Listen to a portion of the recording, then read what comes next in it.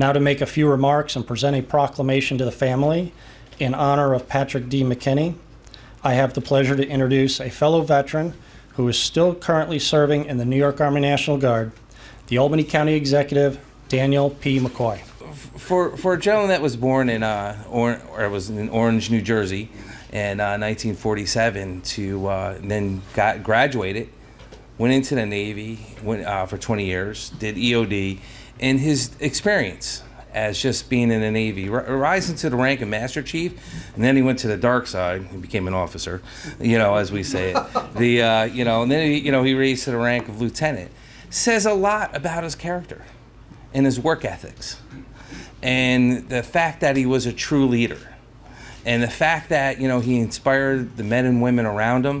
But again, I always say this, less than 1% don that military uniform.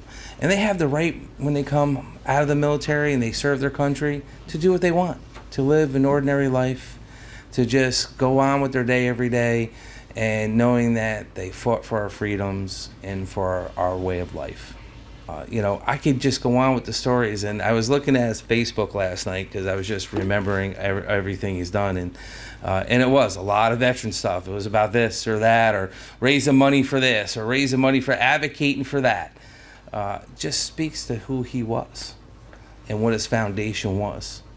And it shows you, regardless of where you are in life, wherever your situation, you can make a difference. One person can make a difference. And he did. He made a difference in the community. He made a difference for veterans, but he also wants to make sure every veteran that served and put that uniform on got a memory, that people would remember him walking through that memorial who served in the city of Cohoes. Because Cohoes does take, and I always joke with John, I joke with the new mayor, they do take pride in their men and women that put that uniform on, that have served their country. Just like they do in Green Island and Waterville, and that's the great feeling of living in a little city or village. That's why people stay here, because it's the community. That's why people come here and make their lives after retirement. And he was a prime example of that. So it's an honor to stand here to recognize an individual that has done so much. We could go on. I could go on tell you stories for hours, but I don't want to get everyone else going. And but again, he made a huge difference in the community, and I always remember everything he's done, and what his memory will do to continue on recognizing veterans from generations to come. So thank you for letting us honor Pat today. So it is my honor to be here this morning, Peter, to honor your brother, and to say thank you for his service to a very humble nation, for the absolute honor that they bring to the American flag, and certainly for the commitment they made so that we can be those who benefit from all of those actions.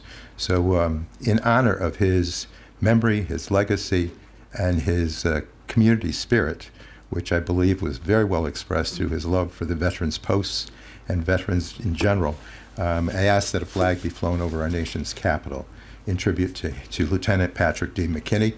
It's been my honor to ask for that flag to be flown. We have a certificate indicating the date at which that happened, and present the flag to you this morning with most grateful thanks.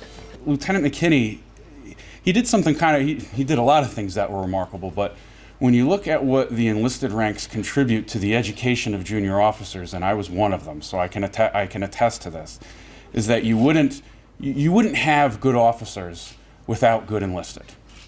They wouldn't be there. So for someone to go through those ranks, become a Master Chief, right, and then decide, I'm going to do even more of this, and then I'm going to become a lieutenant. You really have a passion for educating some people who don't want to be educated sometimes. To the family, Richard and Ann, thank you for giving us the opportunity to, although we remember Patrick daily, to do this collectively as a group, and to Leo and his extended family, the Legion. It's great to be here. And to Dan McCoy and Paul Tonko, thank you for continuing this great program. I've had the privilege over the last decade or so to attend regularly, for the most part, on both sides of the river, Albany and Rensselaer County. And what I've always liked about the program is it gives us a little bit of insight in most situations to people we may not know. Patrick's the exception today for us local Cohosiers. And it really tells the story of what's so great about our country. It's wonderful that we take a pause every month and honor that sacrifice and that service. We are a greater nation for your service, and as the county executive and many others have said here today, having attended these ceremonies on and off for the better part of 20 years, there is one theme that runs throughout every single service member, and that is service to the community before they enter the military, service in the military, and then service afterwards to their community. You know, on behalf of Waterville Elite Arsenal, you know, what we say is we'll never forget. We'll always celebrate each of the service birthdays on Waterville Elite Arsenal because we know it's important to the veterans, their family members, and they truly take pride in the service that they do. And so to the McKinney family, I just want to say thank you. Thanks for letting us to recognize Patrick today, your steadfast commitment. And I'll be remiss, but this weekend I'm going to go visit Veterans Park. So I really appreciate it. And we have a proclamation here from the Arsenal. As the county executive said, we're very proud of our veterans here in Cohoes. So we're very proud of Patrick for his service, but also, as the Assemblyman said, Patrick was one of the driving forces behind the Veterans Park up on Columbia Street. So we're particularly grateful to him for that. One of the things about going last is everything that you wanted to say. So, as I talked to Pat, we got together. He told me a story. His first day as the officer in charge in Yokosuka, Japan, he just arrived, gets a knock on his door. Two men in black suits arrive. He's like, "Lieutenant McKinney?" He says, "Yes." He's like, "What could I have done wrong? I just arrived today." "Well, sir, there's an unexploded ordnance, and we need your services." Well, Pat told me that story, and he shared a copy of his EOD magazine with me at one point. And sure enough, on the cover, here it is.